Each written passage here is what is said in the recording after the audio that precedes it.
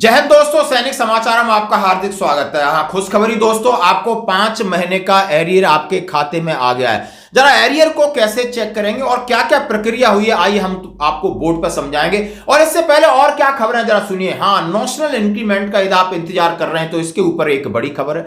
दूसरी बात मैं कहूंगा, हाँ जी दोस्तों, यदि आप नौकरी आर्मी ऑर्डिनेंस कोर में 723 पदों पर भर्ती है, जरा इसके बारे में बात करूंगा। और सीधी सीधी बात करूंगा कि आखिर इतने लोग लड़ाई में नहीं मर रहे हैं, इतने लोग कोरोना में नहीं मरे, और ये सड़क हादसे में इतनी संख्या आप सुनकर हैरान हो जाओगे। नितिन गडकरी जी का बयान।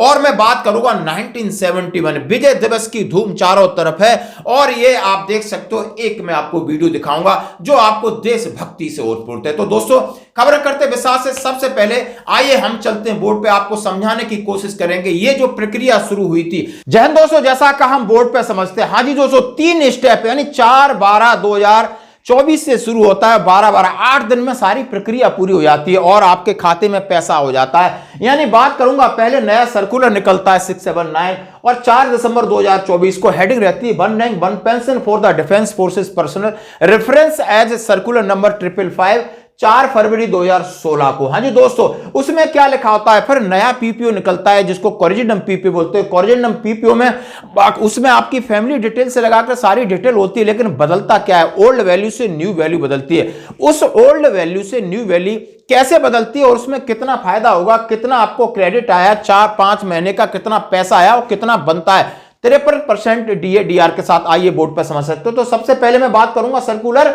679 की। उसमें सीधा सीधा लिखा था कि सर्कुलर नंबर 5505/2016 को उन्होंने लेफ्टिनेंट को 21 से 33 साल किया। लेकिन याद रखना दोस्तों, यहां सूबेदार मेजर लेफ्टिनेंट का जिक्र नहीं किया है, ना ही सूबेदार लेफ्टिनेंट का बात किया है। बात किया है तो सिर्फ लेफ्टिनेंट का बात किया। कितनी घुंडी है, कितनी चालाकी है, कितनी होशियारी इस बात में, इस शब्द में कितनी डिप्लोमेटिक वर्ड है। हाँ जी दोस्तों, लेफ्टिनेंट उन्होंने कहा है, आर्मी लिखा है इधर, आप देख सकते हो शायद में, लेफ्टिनेंट।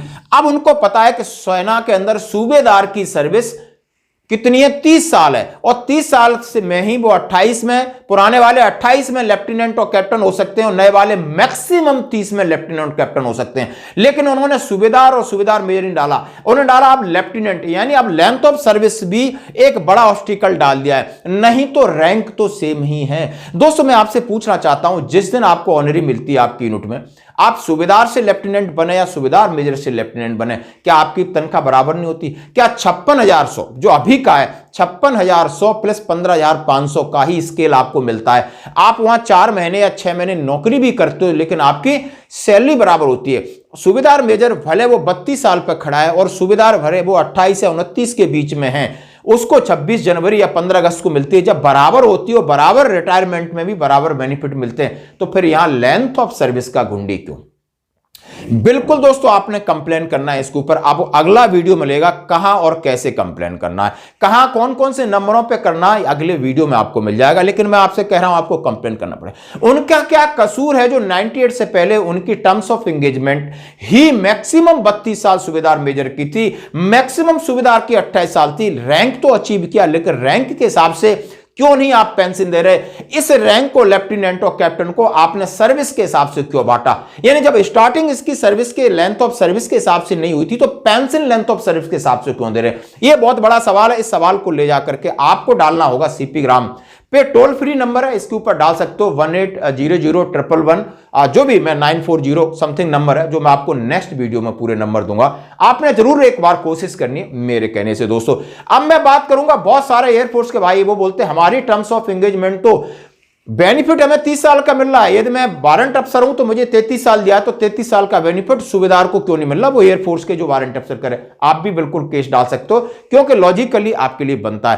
तो आगे बढ़ते हैं दोस्तों इस एरिया की तरफ। नया पीपीओ आया दोस्तों, ओल्ड वैल्यू और न्यू वैल्यू। अब न्यू वैल्यू आपकी हो सकती है 42,050, न्यू वैल्यू हो सकती है आपकी 42,625, और न्यू वैल्यू हो सकती है आपकी 46,300। जैसा कि मैं कह रहा हूं, यदि आप 31.5 साल 30 के ऊपर हैं तो 42,050 के आसपास गई होगी, 31.5 के ऊपर है तो 42,625 गई होगी, और 32.5 के ऊपर है तो 40,300 गई।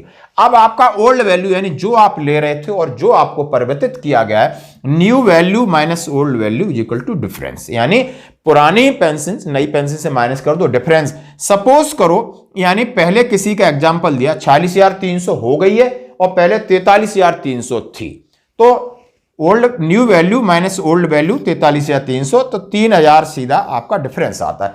अब 3,000 जो भी डिफरेंस है, डिफरेंस इंटू 53 डिवाइडेड बाई 100, जैसा कि 3,000 गुणा 53 बटे 100, 1590 आपका DADR का अमाउंट आ गया और 3,000 आपकी बढ़ोतरी का आ गया। दोनों को जोड़ दो तो 4,590 हो गया, 5 का गुणा कर दो तो 22,950 एरियर आ गया, यानी जुलाई, अगस्त, सितंबर, अक्टूबर, नवंबर, 5 महीने का आपका एरियर। इस तरीके से कैलकुलेशन करना है कि new value minus old value, difference आ गया, डिफरेंस के ऊपर 53% का DA लगा लो, DA प्लस डिफरेंस को जोड़ दो, 5 का गुणा कर दो, और ये सारी चीज आपके खाते में कल आ गई है, सबके इस खाते में आई, हमारे में भी आई जो हमारी वैल्यू है, और लेकिन इसका मैसेज भी आया, जैसा आपने दोस्तों होगा मेल भी आया, सारी चीजें आई हैं, और एरियर भी आया 53% DA के साथ आया है। जिसका कोरिजेंडम नहीं आया, जिसका बढ़ोतरी है, एक बार जरूर कॉल करें, और कहां ग्रेवेंस डालना है अगला वीडियो जरूर देखें। दोस्तों बढ़ते हैं अगली खबर की तरफ। जैसा मैं नॉशनल इंक्रीमेंट की बात कर रहा था, बड़ी खबर, पेंशन भोगियों को तोहफा, सुप्रीम कोर्ट के अंतरिम आदेश के बाद केंद्र सरकार का आदेश जारी।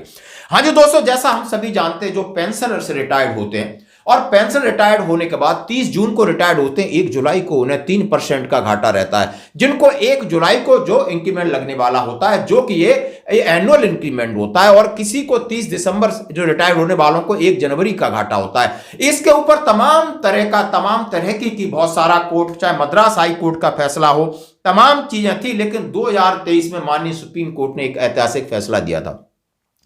2023 में माननीय सुप्रीम कोर्ट ने CP मुंडमानी मामले में पेंशन लाभों की गणना में वेतन वृद्धि को शामिल करने का निर्णय दिया।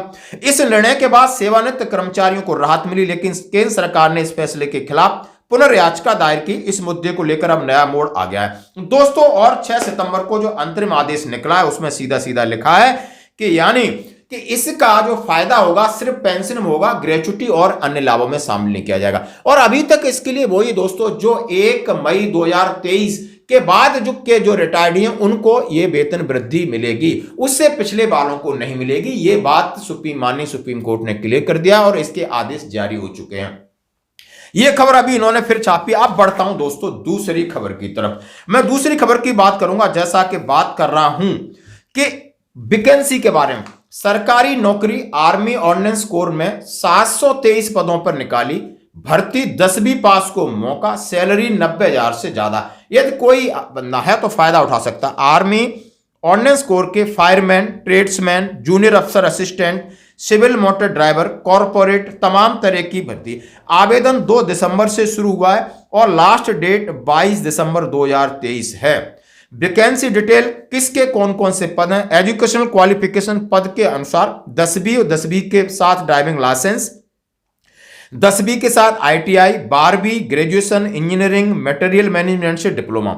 एज लिमिट न्यूनतम 18 साल है, अधिकतम पद के अनुसार 25 से 27 साल है। आरक्षित वर्ग के अनुसार उम्र की गिनती 22 दिसंबर 2024 को ध्यान में रख के की जाएगी।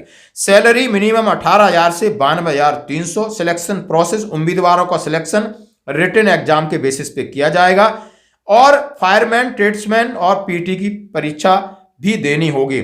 आवेदन कैसे करें, ऑफिशियल वेबसाइट www है, सीधा लिखा AOC-recruitment.gov उन पर जाएं, भर्ती लिंक पर क्लिक करें, पर्सनल डिटेल दर्ज करें, यूजर ID पासवर्ड क्रिएट करें, फॉर्म भरकर डॉक्यूमेंट अपलोड करें, फॉर्म सबमिट करें और कॉपी डाउनलोड करें। यह तरीका है, आप इसका फायदा उठा सकते हो। अब मैं बात करूंगा, हाँ जी दोस्तों, सबसे बड़ी बात, जैसा कि देश के परिवहन मंत्री गडकरी जी ने कहा है कि इतने लोग लड़ाई में नहीं मरते, इतने लोग कोरोना में नहीं मिलते और इससे ज्यादा लोग सड़क हादसों में मर रहे हैं। और उन्होंने उम्र के लिए बात बोला और उम्र उनकी 18 से 32 साल के लोग हैं, जो 60 से 70% मरते हैं। 1,78,000 की बात की, चौंकाने वाले आंकड़े। आखिर हम सड़क पर चल रहे हैं, आंख बंद करके चल रहे हैं। इतना तो क्रॉस कंट्री जंगलों में नहीं होती, इतना तो सेना किसी बड़े वॉर में जाती कैजुअलिटी नहीं होती, इतना तो कोरोना में नुकसान नहीं होता। एक साल में 1,78,000 वो एक्सीडेंट जो रोड पर होते हैं, और रोड पर लोग दम तोड़ देते हैं। आखिर क्यों? क्या वजह है? क्या नशा इसकी वजह है या ओवर स्पीडिंग इसकी वजह? उन्होंने चेता है कि देश के युवा किस तरफ जा रहे हैं, जरा आप देखिए। पर इसमें 59% एक्सीडेंट्स ये एनएच पर हो रहे हैं, और ये मेरे लिए सबसे चिंता का विषय है। और इसका कारण जो है कि जो डिटेल प्रोजेक्ट रिपोर्ट बनता है, तो हमारी सिस्टम ऐसी कि जो लोवेस्ट आता है उसके गले में माला पहनाते हैं, और इतने घटिया क्वालिटी के वो डीपीआर बनाते हैं, और जिसके कारण फिर आगे फ्यूचर में ये प्रॉब्लम आते हैं। तो अभी हमने ये सिस्टम को भी, जो लोवेस्ट वाली बात थी, उसको बदल कर उसका भी हम रेटिंग कर रहे हैं।